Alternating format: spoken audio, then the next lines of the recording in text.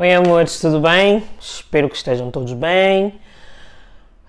Bora lá conversar um bocado. Bom, todos nós acompanhamos, eu quero falar aqui sobre 3 assuntos. Um deles não tem nada a ver com política, vou falar mais para o final do vídeo. Vou tentar fazer um vídeo também não tão longo. Nós acompanhamos todos a visita do presidente Lula da Silva a Angola e eu acredito que, assim como vocês também tiveram a oportunidade de tirar dali várias ilações. Eu nunca escondi que eu tenho uma admiração muito grande pelo Lula, pese embora as opiniões do povo brasileiro, cada um é livre de pensar, mas eu sempre tive uma admiração por ele. Nessa visita, a única parte que para mim não foi tão positiva foi o elogio que ele fez ao fascista do Agostinho Neto, e quando pediram a ele para dar uma nota sobre a visita e ele dizia que era a melhor visita e tudo mais, pronto, eu entendo que isso é uma questão de diplomacia, uma questão de estratégia política, e ele sentiu-se de certa forma obrigado, e digo obrigado entre aspas mesmo, a dizer que foi de longe a melhor visita que ele fez, que foi a melhor de todas as 3 vezes que ele agora, essa é a 3ª vez que ele esteve em Angola, que ele teve em 2007 e 2013, foi das melhores visitas, e como eu disse, eu acredito que seja uma questão de diplomacia. Mas vimos também o Lula na sua eloquência, na sua forma de falar, de forma que é sempre muito acertada o que ele diz, o que ele fala, deixar várias mensagens, vários recados, de forma indireta. Ele deixou muitas críticas ao governo do João Lourenço, mas eu não acredito que o João Lourenço e os seus agregados, as pessoas com quem ele trabalha, tenham a inteligência de perceber o que havia por trás das palavras do Lula da Silva. Assim como eles estiveram no Japão e o governo japonês também passou uma grande lição ao João Lourenço e à sua comitiva, e eles também de todo não entenderam a mensagem do governo japonês, acredito eu que também não entenderam a crítica, as mensagens subliminares que o Lula da Silva deixou quando ele criticava, quando ele dizia porque é que uma pessoa precisa de ter 150 milhões de dólares, quando ele falava da obediência, digo entre aspas, dos nossos jornalistas. Aquilo foi uma chapada sem mão ao João Lourenço e as pessoas com quem ele faz política, mostrando o sistema ditatorial que a gente vive, mostrando que Angola não é uma ditadura, não é uma democracia. Mas eu acredito que o João Lourenço não tirou nenhuma ilação dali, não tirou nada de proveitoso dali. Vimos um presidente Lula subir a um palco montado para os músicos apresentarem um momento cultural para o Lula, que era o convidado, ele e a sua comitiva eram os convidados, e vimos um presidente a subir a esse palco, abraçar os músicos, falar com os músicos e ainda de quebra convidar o anfitrião para ir ao palco. O Lula deu um show de humildade ali ao João Lourenço e a sua comitiva, a sua turma da política, e eu digo-vos muito tristemente que não aprenderam absolutamente nada. Fala-se da Angola, da entrada da Angola para o BRICS. Seria bom. O BRICS é composto por economias emergentes e atualmente são das maiores economias que há. É o Brasil, é a Rússia, é a Índia, é a China e agora a África do Sul também.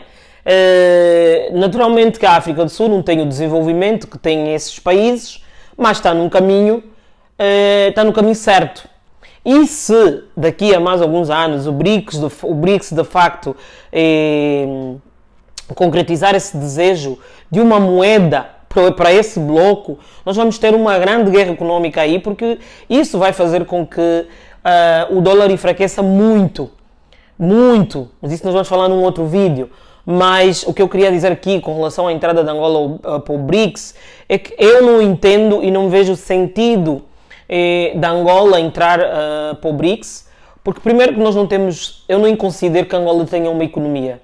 Angola não tem uma economia, Angola não tem estabilidade económica para estar num bloco como esse. São blocos com países que têm economias trilionárias, trilhardárias, e é complicado um país com o nosso potencial, que não tem indústria, não tem produção, não tem agricultura, não tem nada, entrar para um bloco desses. Eu não consigo ver qual seria o papel da Angola dentro do BRICS, a não ser ir fazer mais dívida em cima das dívidas que a gente já tem, porque a gente sabe atempadamente que quem governa ou quem desgoverna não está minimamente interessado em fazer com que o nosso país desenvolva. Nós temos uma economia totalmente capitalizada, que está totalmente monopolizada na mão de uma única pessoa, um povo que empobreceu de forma alarmante e não tem nenhum tipo de solução prevista para colmatar toda essa situação. Vemos um presidente a tomar conta de basicamente todos os bens arrestados e alguns bens públicos, como é o caso do BCI, que eu falei no vídeo passado, que foi para o Grupo Carrinho, e nós sabemos que o detentor do Grupo Carrinho, pese embora o nome dele não apareça, é o João Lourenço. Então eu não vejo como enquadrar a entrada de Angola no BRICS no momento e no cenário político atual do nosso país. Eu não vejo isso. Talvez alguém com mais com mais, se calhar, uma visão diferente da minha, possa me dizer aqui qual seria a vantagem dessa entrada, mas eu realmente, Angola, que não é um país que nem sequer está em via de desenvolvimento, Angola não está em vias de desenvolvimento, então eu não consigo enquadrar Angola dentro do BRICS e não vejo a lógica dessa entrada. Aliás, o próprio João Lourenço também não vê, porque ele uma hora diz que sim, outra hora diz que não. A gente vê um camarada, eu digo sempre, o João Lourenço é militar, ele não é político, ele não sabe fazer política, muito pelo contrário. Vimos um homem que se esforça desesperadamente para provar ao mundo que ele é capaz de governar um país que está totalmente desgovernado. É um comboio, Angola atualmente é um comboio desgovernado, completamente desgovernado, e vimos o presidente dessa locomotiva, como é que se chama lá o homenzinho do comboio? Esqueci o nome. Mas vimos a pessoa que dirige a locomotiva totalmente perdida e a tentar de todas as maneiras passar uma imagem de um ótimo presidente num país que não tem absolutamente nada para atestar que seja um país, que ateste que seja um país que daqui para um bocadinho vai desenvolver mais, vai ter alguma coisa a mais. Infelizmente essa é a nossa realidade. Vimos a UNITA entregar o pedido de impeachment, não vimos ainda nenhuma manifestação por parte da Presidente da Assembleia, ela tem que responder, tem um prazo que é estipulado por lei, estamos à espera. Quero aqui dizer a vocês que é preciso que continuemos a falar sobre esse assunto, é preciso que continuemos a falar, volta e meia aparecem estas distrações e a gente vai esquecendo do que de facto importa. Eu mesma sou uma das pessoas que, de certa maneira, vocês viram esse debate que aconteceu entre Beatriz e Jéssica Pitbull. Isso também é uma forma de distração, se vocês querem saber, e eu fiz parte disso, mas muito porque eu tenho uma opinião, e vocês conhecem a minha opinião com relação à Beatriz, que é uma pessoa que eu conheço e sei muito bem o que ela é.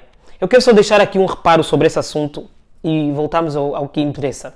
As pessoas diziam, ninguém entendeu o ponto de vista da Beatriz, ninguém entendeu, as pessoas não entenderam e estão a criticar aquilo porque não entenderam a mensagem. É assim, eu nunca fui contra o que ela falou naquele programa. Não. O problema não é o que ela falou, é a maneira como ela falou. Nós vimos a Beatriz tentar, de todas as formas, durante todo o programa, ela tentou minimizar e menosprezar a Jéssica Pitbull. Eu sou uma pessoa que não gosto de Kuduro, nunca gostei. Respeito quem o faz, tenho todo o respeito por quem faz, por quem gosta, porque nós somos livres de gostar daquilo que bem entendermos. Mas eu acredito sempre no respeito, por isso eu respeito as pessoas que fazem Kuduro. E nós vimos essa moça, essa senhora Beatriz, tentar todo o programa minimizar, humilhar e menosprezar a Jéssica Pitbull e os fazedores do Kuduro. E não precisamos disso.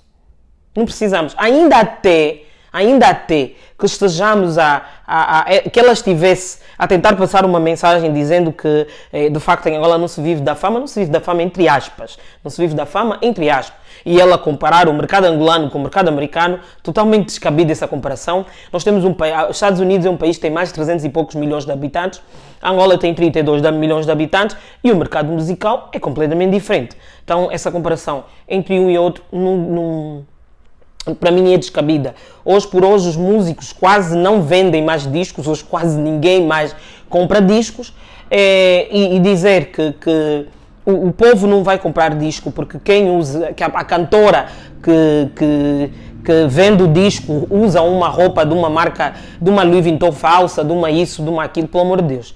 Eu não vejo necessidade nenhuma de você até dar o teu parecer sem que para isso você tenha que humilhar. Aplaudi sim e aplaudo a atitude da moça, porque se eu tivesse a ser menosprezada, eu responderia, não, sem precisar de faltar com educação a ninguém, nem com respeito, mas eu também colocava, como ela colocou a Beatriz no lugar dela, porque ela não é melhor que ninguém. E eu particularmente sei muito bem quem é a Beatriz Franco. Então é assim, eu acho que você pode emitir a tua opinião sem que para isso você tenha que menosprezar ninguém, sem que para isso você tenha que ser desagradável. Foi uma falta de respeito sim, ela falou, minimizou e menosprezou, tentou menosprezar o Father Mac. Father Mac é uma pessoa que faz música há muitos anos, tenho muito respeito, conheço, é marido da minha amiga.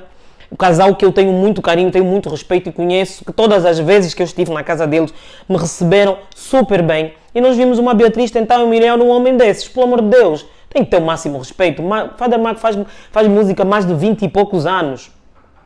Para mais, são muitos anos de estrada, ele e a Dona Kelly. Então, assim, você pode emitir a tua opinião e pode até dizer, em Angola não se vive da fama e tudo mais, mas sem que para isso tu tenhas que humilhar ninguém. Pronto. Esse assunto eu deixo aqui encerrado, era isso que eu queria dizer. Não digo que discordo da forma do que ela falou, de certa forma ela tem razão em alguns pontos, mas para você provar que tem razão, você não precisa de humilhar nem passar por cima de ninguém. Quando você dá a tua opinião, mas a tua prepotência, a tua arrogância tomam o melhor de ti, qualquer opinião que você der não tem efeito, não vale nada. E as pessoas não vão centrar naquilo que ela falou, mas vão centrar na atitude dela. E ela foi sim arrogante, foi sim prepotente, tentou humilhar a Jéssica Pitbull sim, que reagiu como reagiu, e ninguém pode dizer que ela esteve errada, que isso e aquilo, porque geralmente quando nós sabemos perfeitamente que quando há uma ação, existe uma reação, e foi o que aconteceu ali. Máximo respeito às pessoas que estavam aí e sigamos. Mas também vou dizer, isso também é uma forma de distrair sim, para tirar o foco da distração. Eu emiti a minha opinião, ri sim da situação, porque achei engraçado, mas não nos podemos esquecer que nós temos um compromisso maior, que é a questão do impeachment, que é a questão da destituição do João Lourenço, que nós, povo, queremos, e isso aqui é extremamente importante, então não podemos tirar a nossa atenção disso, e por favor, meus queridos, debatam isso com os vossos amigos, debatam com os vossos familiares, com os vossos colegas, com as pessoas próximas a vocês. Nós sabemos que o voto é secreto, mas nós não temos total confiança nos votos dos membros do MPLA, porque a gente sabe que o pessoal do MPLA só olha para si e só olha para o seu bolso. E no momento temos votos da oposição, que é o maior partido da oposição, que é a UNITA, que é a Frente Patriótica Unida, é talvez a FNLA, é talvez um outro da APN, também não sabemos. Mas assim, não sabemos até que ponto o MPLA vai, e eu tenho a certeza que vai fazer lobby sim, para manter cativos seus deputados, cativos deputados de alguns partidos da oposição. Da UNITA eu não acredito, mas dos outros partidos quiçá. Então é preciso nós termos atenção a isso, falarmos sobre isso o tempo todo. Não podemos nos esquecer disso. Eu vou deixar aqui também uma crítica, mas é uma crítica saudável. Por favor, não me entendam mal. Não me entendam mal. Vocês sabem que eu sou partidária, não apoio, não sou afiliada a partido nenhum, mas eu tenho uma crítica e eu sempre declarei e vou continuar a declarar o meu apoio à UNITA, mas eu quero fazer uma crítica aos deputados, à figura do presidente da UNITA, o Sr. Adalberto Costa Júnior, que é uma pessoa que eu tenho muita admiração, e aos deputados da UNITA também. Eu tenho acompanhado as vossas entrevistas porque preciso me manter informada e até porque sou alguém que vos apoia. Acompanho as entrevistas do Alberto Costa Júnior, do Elite Quick, do Sapinhala, acompanhei agora da doutora Mihaela Weba. E quero dizer o seguinte, senhores deputados e presidente da UNITA, por favor, quando vocês estiverem na entrevista, isso é uma crítica que eu realmente queria fazer a vocês no vídeo passado e esqueci-me, vou aproveitar para fazer aqui. Por favor, senhores deputados e senhor presidente da UNITA, senhor Alberto Costa Júnior, quando vocês estiverem numa entrevista, não controlem a narrativa. Permitam que os jornalistas vos façam as perguntas da maneira como eles prepararam-se para fazer. Eu vejo muito de vocês, isso é uma coisa que acontece com todos vocês, e isso é mau. É preciso que vocês parem de tentar controlar as narrativas dentro da entrevista e permitir que os jornalistas perguntem aquilo que eles querem perguntar. Vocês falam e vão sobrefalando quando o jornalista tem uma outra intervenção para fazer e acaba não fazendo. Esse controle da narrativa que vocês fazem não é bom. Não é bom e, de certa forma, tira alguma credibilidade e confiança do povo para vocês. Então, por favor, parem de tentar controlar a narrativa quando vocês estão em entrevista. Deixem que os jornalistas vos façam as perguntas.